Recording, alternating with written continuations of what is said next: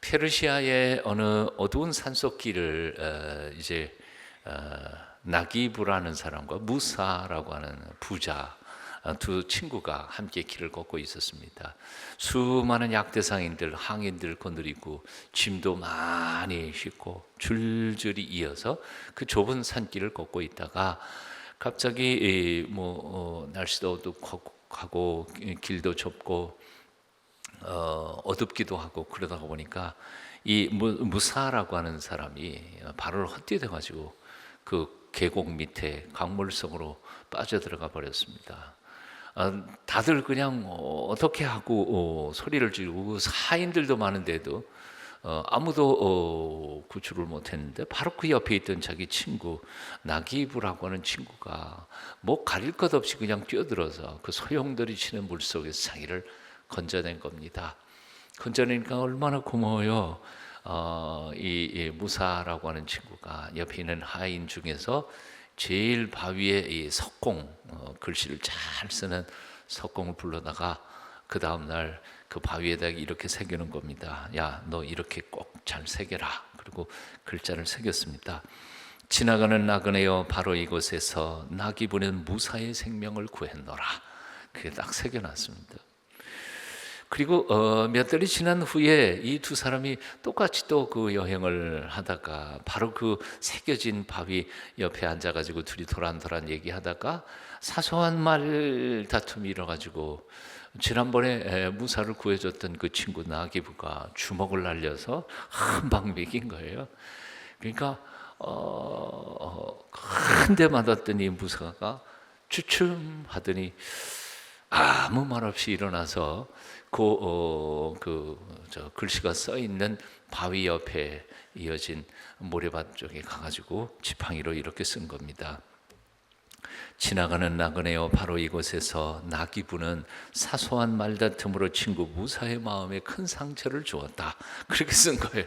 그러니까 옆에 있던 하인이 보다가 고만히 걸고 웃기는 거예요. 그래서 물어본 거예요. 주인 마님, 아니, 지난번에는 뭐 바위에다가 새겨놓더니 이번에는 어떻게 모래밭에다가 지팡이로 이렇게 글을 쓰십니까? 그랬더니 그때 무사가 이렇게 말하더라는 거죠.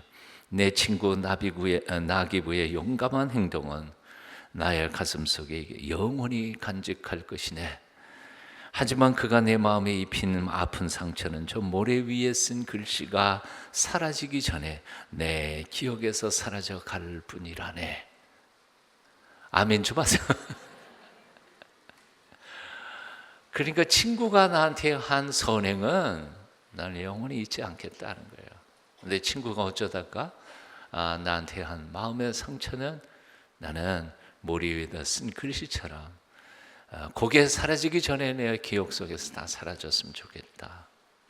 무엇을 기억하고 무엇을 잊어야 하는가? 우리는 참 거꾸로 할 때가 참 많아요. 이스라엘 백성들은 거꾸로 기억했어요. 기억해야 할 것은 기억하지 못하고 기억하지 않아도 되는 것들은 기억했어요. 이스라엘 백성들은 애굽에 종살이 할 때 받아 먹었던 고기 맛, 그걸 뭐하러 기억해요? 근데 그걸 기억해요. 근데 그 홍해를 갈라 놓으신 하나님의 엄청난 그 전능하신 파워와 능력은 3일 만에 잊어버려요. 옛날 죄 짓던 시절에 그 즐기고 재미있던 것들은 다 기억하면서 하나님께 받은 구원의 은총과 은혜는 쉽게 잊어버리는 게 우리 인간의 모습이라는 거예요. 예? 여러분들은 뭘 기억하고 뭘 잊어버리고 사십니까? 뭘 잊어야 할까요? 예. 홍해를 건너갔어요. 이제는 애굽 시절에 살던 옛날 얘기 이제 그만하세요. 간증을 듣다가 보면 그렇잖아요. 저 교도소에 20범, 30범 그래가지고 간증하는 거 보면 한 80%는 그냥 옛날에 왕년에 했던 거, 그리고 끝에 가갖고 예수 믿고 구원받아요. 이건 은혜가 안 되는 거예요. 그러니까 어떤 때는 이런 생각이 들어요.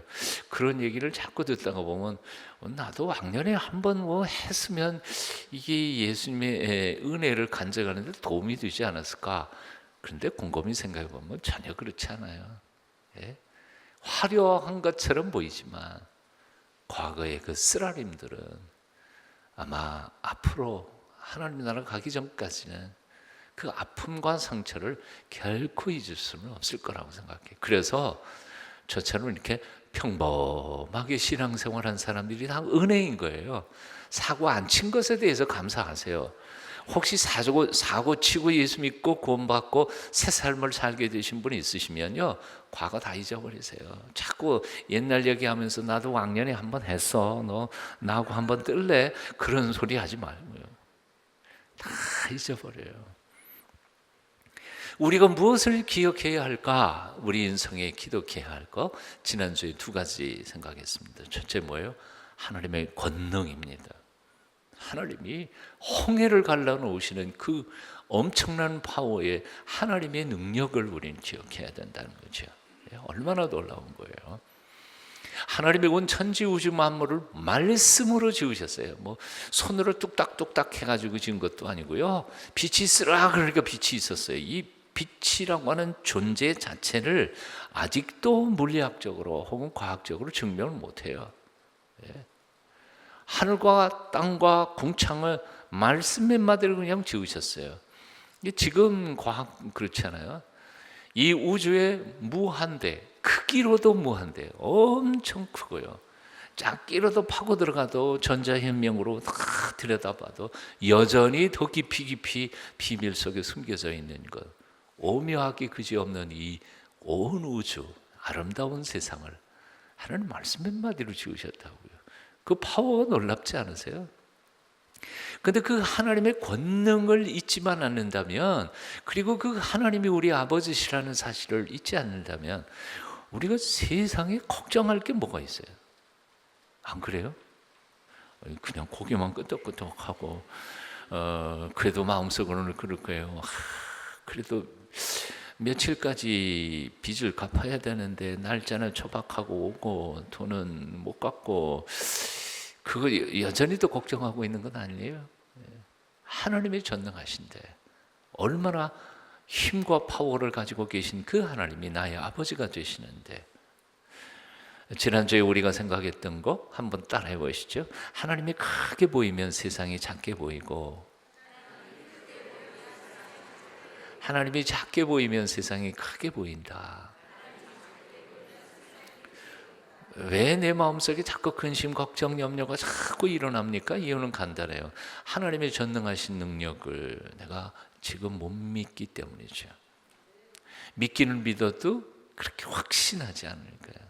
근데 정말 하나님이 능력 있는 분이시고 그 온 우주를 창조하신 그 능력으로 지금도 나를 살펴주시고 지켜주신다는 사실을 정말 확신한다면 세상에 근심할 게 뭐 있어요? 걱정할 게 없잖아요. 두 번째로 우리가 잊지 말아야 할 것은, 하나님은 그 엄청난 권능과 파워를 가지고 우리를 구원하셨다는 거죠.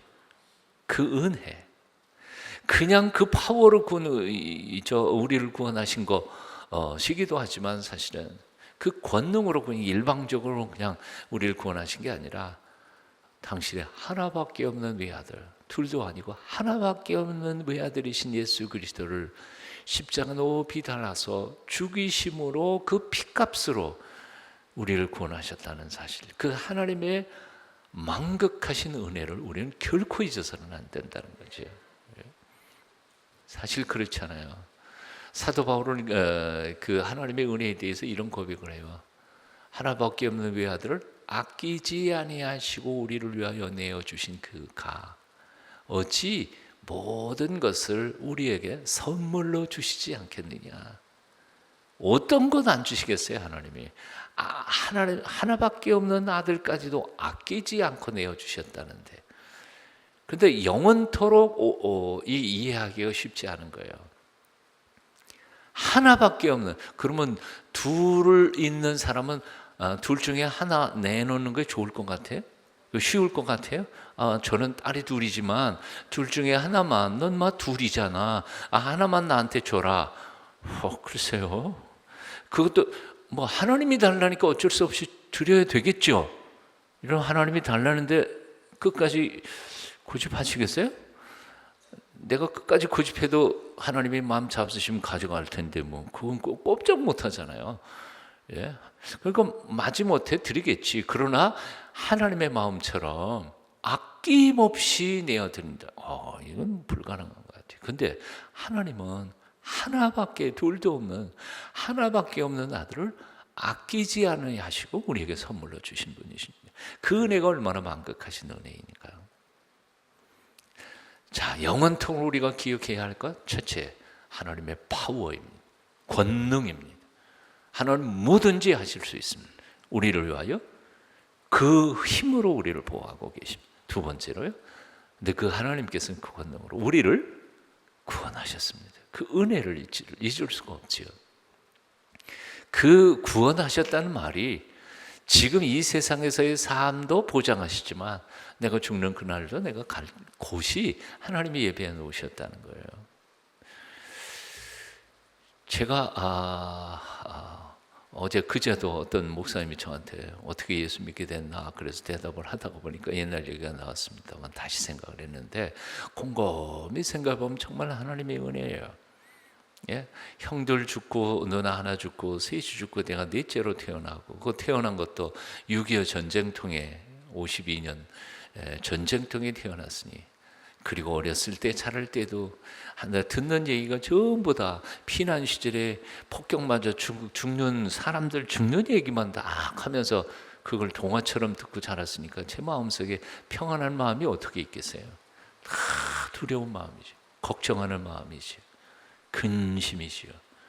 그런데 교회 나간 지 얼마 안 돼가지고 너무너무 좋아서 암송하게 된 성경 구절이 이 모든 지난 모든 염려와 근심과 걱정을 한마디로 다 없애져 버렸어요. 그래서 저는 얼마나 감격이 있는지 몰라요. 뭐게요? 요한복음 14장 1절이에요. 너희는 마음에 근심하지 말라. 하나님을 믿으니 또 나를 믿으라. 내 아버지 집에 거할 것이 많도다. 그렇지 않았으면 너희에게 일렀으리라. 이 두 마디 말씀이요. 첫째, 너희는 마음에 근심하지 마라. 하나님을 믿으니 또 나를 믿어. 이 말씀만큼 위로가 되는 말씀이 어디 있어요? 예? 내가 근심한다고 걱정한다고 안 될 게 되나요? 그렇진 않아요. 그런데 하나님이 제게 뭐라고 말씀하시는 거기 염려하지 마라. 하나님을 믿고 주님께서 말씀하셨으니까 또 나 믿어. 나 믿어. 그게 얼마나 큰 위로가 되는지 모르잖아요. 그러니까 우리 예수 믿는 사람은요, 하나님 믿고 예수님을 믿는 사람은 더 이상 근심할 이유가 없어요. 뭐 할 이유만 있어요? 근심할 문제가 없어요. 뭐 할 문제만 있어요? 기도할 문제만 있어요. 기도라는 게 뭐예요? 맡기는 거죠. 그러니까 내 마음속에 근심, 염려가 딱 생기면 하나님만 믿고 주님만 믿으라 그랬으니까 그것 가지고 어떻게 해요? 갖다 맡기는 거예요. 하나님, 이런 근심이 제 마음속에 또 일어났네요. 또 맡겨요. 또 맡겨요. 사실 천연병 목사 시절에는 참 제가 스트레스를 많이 받았어요. 그리고 제 마음이 참 담대하지 못해서요. 교인들이 와가지고 저보고 그래요. 목사님, 저 말기 암이래요. 기도해 주세요. 그런데 예, 기도하지요. 해놓고는 마음속에 나보고 어떡하라고.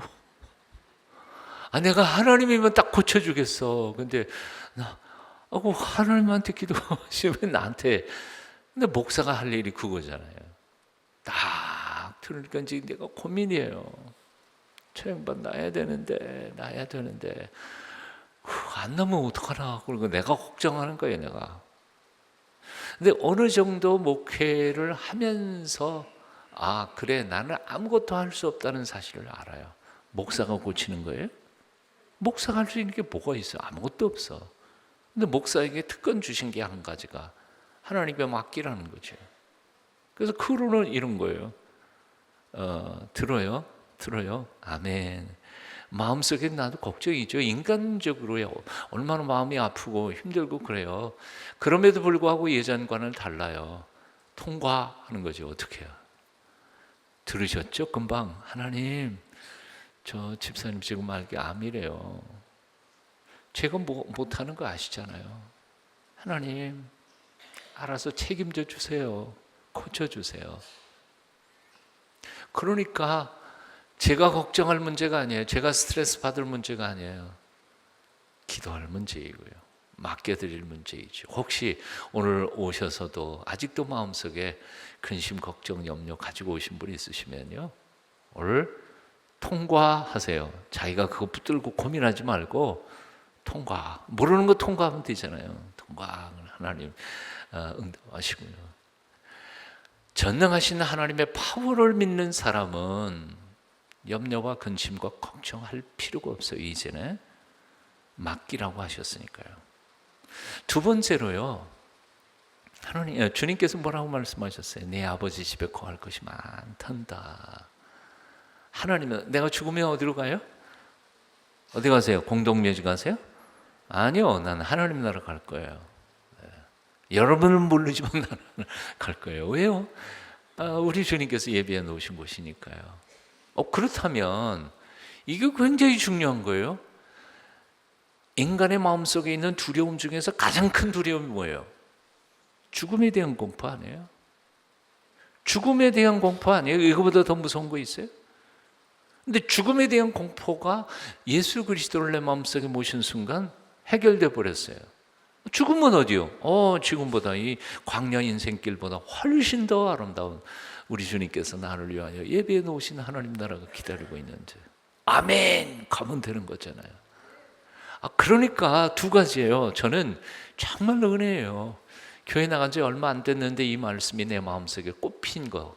그래서 제 근심 걱정 사라져버린 게 그 후로 저의 삶엔 얼마나 기쁨인지 몰라요. 근심 맡겨놓고 사는 특권을 우리 그리스도인에게 하나님께서 주셨어요. 두려움, 걱정, 죽으면 가면 되는 거죠. 예.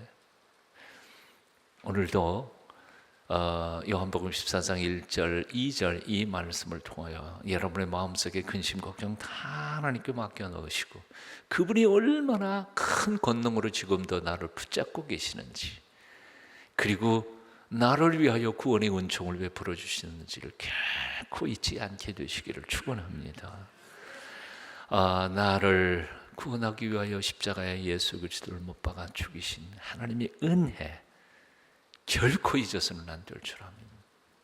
지난주에도 우리가 불렀지만 만왕의 막내 주께서 왜 고쳐당했나, 이 벌레 같은 나 위에 그 보혈을 졌느냐, 늘 울어도 그 은혜 다 갚을 수 없네, 나 주님께 몸 바쳐 주의 힘쓰리.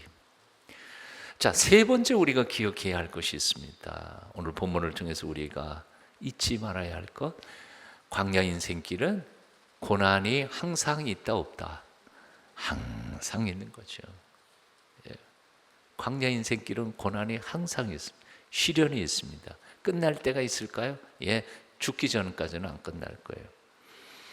그리고 모세의 기도인 시편 90편에 보니까요, 좋은 일보다는 굳은 일이 훨씬 더 많은 게 우리 인생길이에요. 어떤 70 노인한테 이렇게 물어봤더니 행복한 날수, 한 70년 동안 산 날수 중에 행복한 날수가 이틀밖에 안 됐다는 거예요. 48시밖에. 근데 우리는 웃지만 곰곰이 돌이켜서 생각해 보세요. 여러분, 울던 날이 많아요? 웃은 날이 많아요?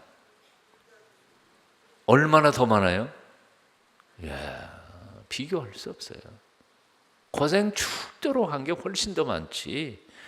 정말 고생의 열매를 보고 기뻐하고 감격하고 기쁨으로 웃는 날은 그렇게 많지 않아요.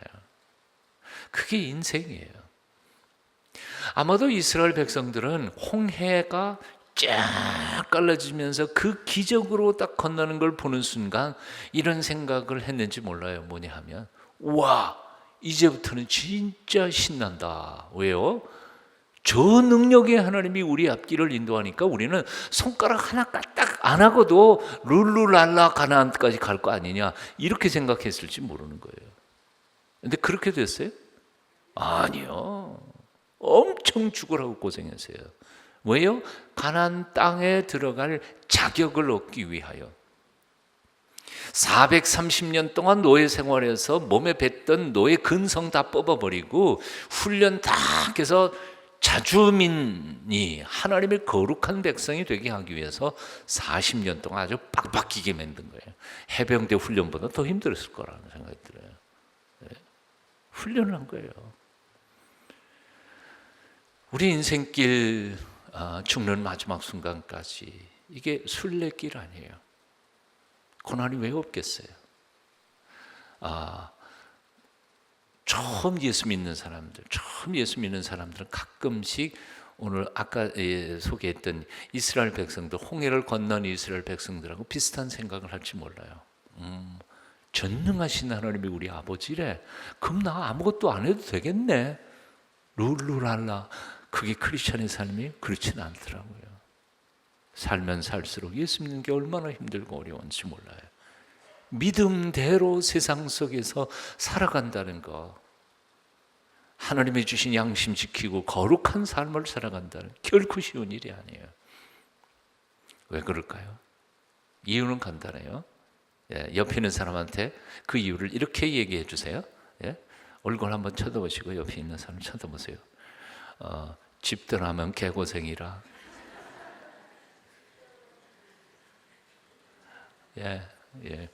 제 얘기 다 들었은 줄 알고 얘기를 안 하시네요. 여러분 어때요? 집 떠나면 다 정말 고생이에요. 우리의 집이 어디예요? 이 땅은 우리 집이 아니에요. 하나님이 예비해 놓으신 천국이 우리 집이에요. 그러니까 그 천국집 들어가기 전까지는 여기서는요 고생 죽도록 할 수밖에 없어요. 당연한 거예요. 요즘 삶이 어렵고 고달프다고 해서 너무 낙심하지 마십시오. 하나님은 우리를 당신의 하나밖에 없는 외아들까지 죽이실 만큼 우리를 너무너무 사랑하시는 사랑의 아버지이신 거 믿으시죠? 그러나 거기에만 빠지지 마세요. 하나님이 우리를 당신의 아들을 죽일 만큼 그렇게 극도로 사랑하시니까 그럼 나는 아무 일도 안 해도 돼. 그런 건 아니에요. 하나님 그런 하나님이 아니에요. 부모가 자식을 너무너무 사랑해서 자식이 할 것 다 대신 해주는 부모가 좋은 부모예요? 공부도 대신 해주고 군대도 대신 가주고 시집살이도 대신 다 해주고 그런 부모가 좋은 부모일까? 아니요. 그래서 좋은 부모는요 어떤 의미에서는요 자식을 들들 볶는 부모예요. 얼마나 강하게 훈련시켜요. 우리 여호와 하나님께서는 우리를 당신의 아들을 죽이실 만큼 그렇게 우리를 죽도록 사랑하시면서도 동시에 우리를 그렇게 함부로 그냥 망하게 실패하게 나약하게 키우시는 하나님이 아니라 무섭도록 우리를 훈련시키시는 무서우신 하나님이에요. 그렇다고 우리를 미워하는 게 아니에요. 우리를 든든하게 훈련해서 어떠한 역경과 시련 속에서도 당당히 일어서 세상과 맞짱 뜨고 사탄과 맞짱 떠서도 넉넉히 이길 수 있는 하나님의 군대를 만들기 위해서 우리를 훈련시키시는 하나님. 아멘. 욥이 뭐라 그랬습니까? 나의 가는 길을 오직 그가 아시나니 그가 나를 단련하신 후에는 내가 정금같이 나으리라. 그렇습니다. 우리를 황금 만들기 위해서 들들 볶는 것에 대해서 너무 낙심하지 않기를 바랍니다. 그 텍사스주 휴스턴 경찰 당국이 발표한 자녀를 타락시키는 10가지 비결. 참 읽을 때마다 감동을 받잖아요. 자기 아들, 딸들을 어떻게 하면 잘 타락시킬 수 있을까? 첫째, 어려서부터 아이가 갖고 싶어하는 것은 무엇이든지 주어라. 그러면 그 아이는 온 세상 모든 것이 제 것이 될 수 있다고 착각하면서 이기적으로 자랄 것이다. 그럴 겁니다. 둘째로, 아이가 나쁜 말을 할 때에는 웃어 넘겨라. 그러면 자기가 재치 있는 말을 한 줄로 생각하고 더욱 악한 말과 생각이 타락해져 갈 것이다. 말 잘못한 때는 지적해서 혼내줘야 된다는 거죠. 욕하고 요즘에 부모님들은 좀 이상해요. 저 2살, 3살짜리 TV에 나오는 그 개그맨 막 욕하고 그런 거 그냥 따라하면 잘한다, 잘한다, 잘한다. 남 얘기 안 하겠습니다. 세 번째, 아무런 영적 훈련이나 교육도 하지 말고 크면 지가 다 알아서 할 것이라고 내버려 둬라. 그러면 틀림없이 하나님 곁을 떠나고 말 것이다. 넷째, 잘못된 품행을 책망하지 말고 그냥 두어라. 그러면 그 아이는 다음에 자동차를 훔치고 체포된 후에 사회가, 나라가 너를 대신해서 책망하게 될 것이다. 다섯 번째, 아이가 정돈하지 않은 이불, 옷, 신발들을 모두 대신 정리해 주어라. 그러면 모든 책임을 다른 사람에게 미루어리는 무책임한 인간이 되고 말 것이다. 아이들 앞에서 부부나 가족들이 자주 싸워라. 그러면 이 다음에 가정이 깨어져도 눈 하나 깜짝하지 않을 것이다. 달라는 대로 용돈은 다 주어라. 그러면 곧 부패하고 타락하는 길을 쉽게 터득할 것이다. 여기까지만 읽죠. 잠언 13장 24절에 보니까 초달을 참아 못하는 자는 그 자식을 미워함이라. 초달이라는 게 몇 때리는 거잖아요. 이거 잘못하다가 이제 잡혀가겠네요. 우리 동성교회 부모님들은. 그래도 한국은 아직은 괜찮아요. 자식을 학대 수준으로 때리는 사람들, 이건 문제죠. 내 가슴이 아픈 마음으로 처단을 할 수 있는 부모가 있다면 그 아이는 매를 받고도 그렇게 상처받지는 않을 거라고 생각해요. 잠언 23장 10절, 아이를 훈계치 아니치 말라. 따라해 보세요. 이거 그대로 하면 안 되겠지만 하여튼 채찍을 때릴지라도 죽지 아니하리라. 요즘엔 죽는 일들이 있어요. 그런 거 조심해야 돼요. 자, 하나님은 우리를 죽도록 사랑하시지만 그러나 훈련을 통해서 우리를 성숙시켜 가시는 훈련의 하나님이라는 것을 잊지 마십시다. 아까 말씀드린 것처럼 광야 인생길은 반드시 시련과 엮여 있는 법이다. 그러니까 이게 나만 이상하게 고통스러운 삶을 살아가고 있는 것은 아니다.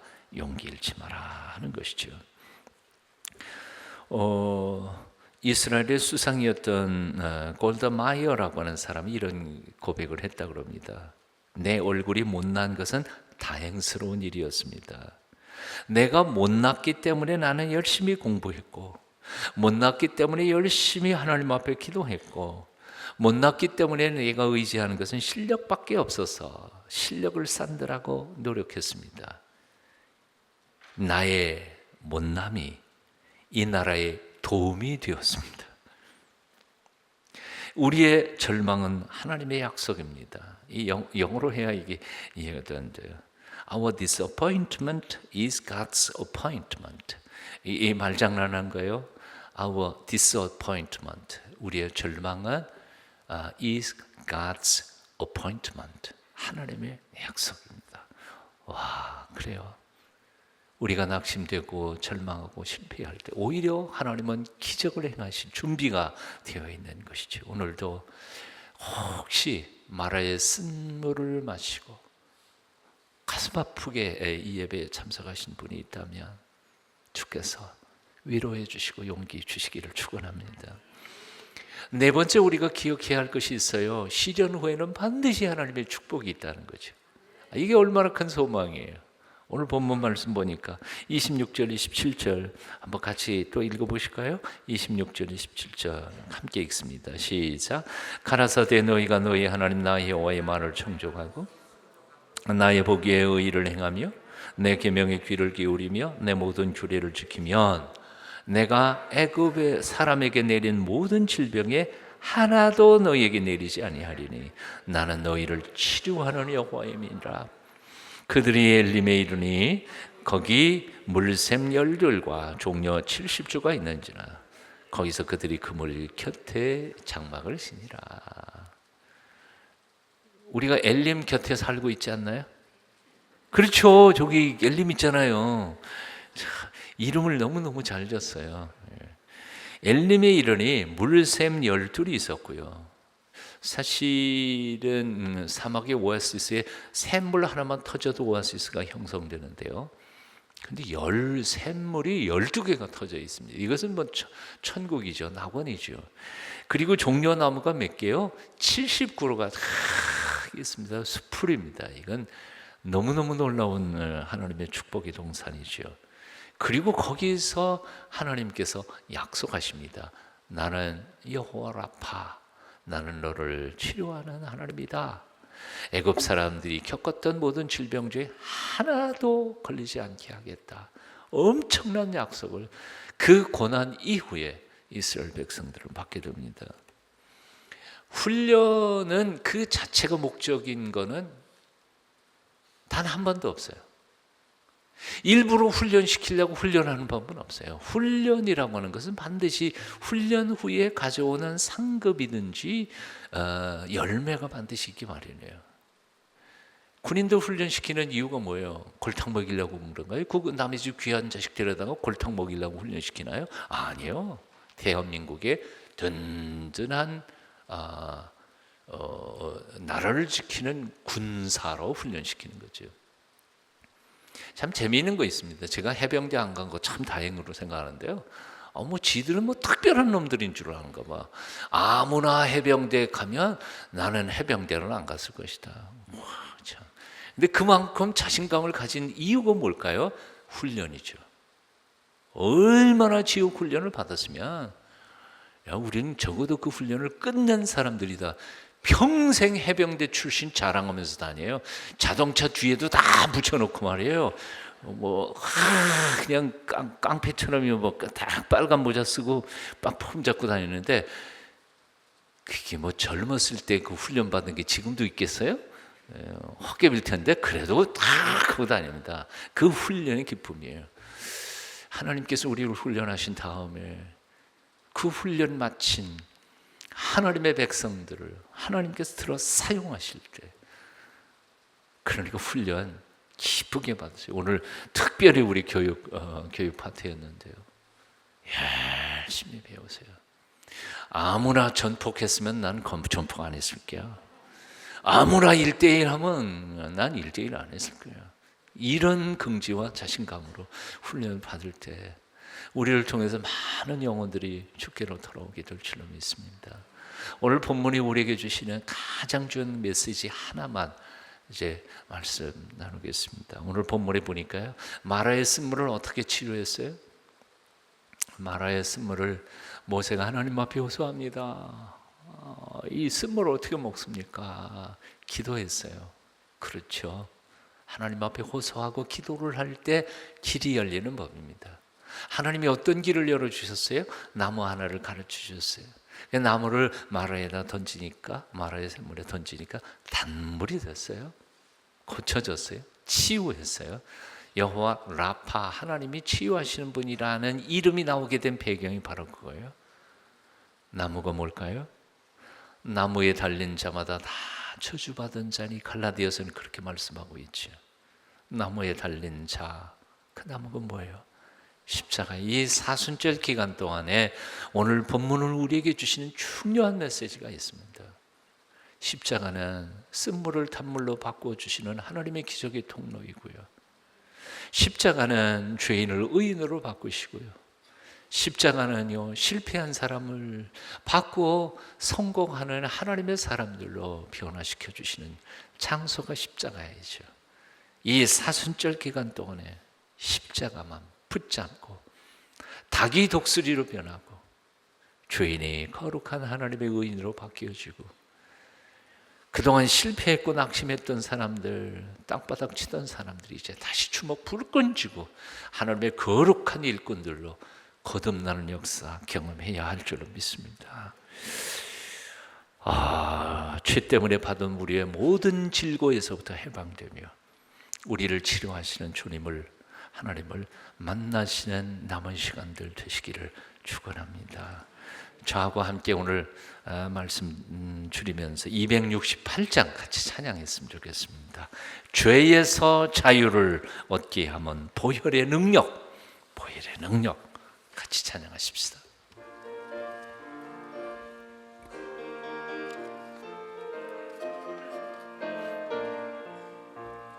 죄에서 자유를 얻게 함은 보혈의 능력, 주의 보혈. 시험을 이기고 승리하니 남은 능력이로다.